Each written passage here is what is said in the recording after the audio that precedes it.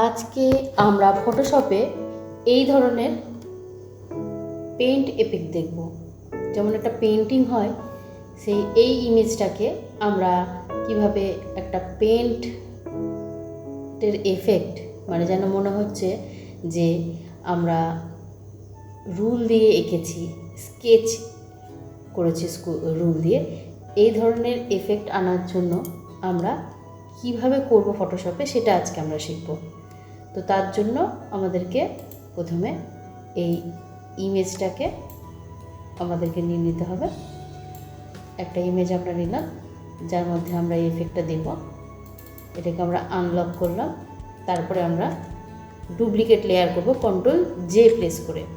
Ctrl+J press করে আমরা duplicate layer করলাম।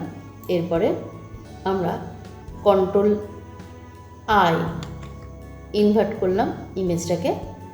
তারপরে আমরা এখান থেকে আমরা চলে যাব হিউ অ্যান্ড স্যাচুরেশন।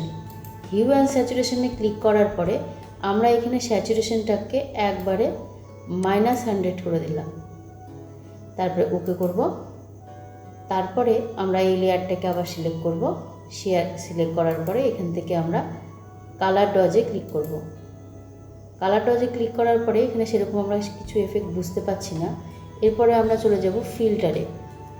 ফিল্টারে চলে যাওয়ার পরে আমরা ব্লারে যাব। ব্লার থেকে আমরা যাব গুজিয়ান ব্লার।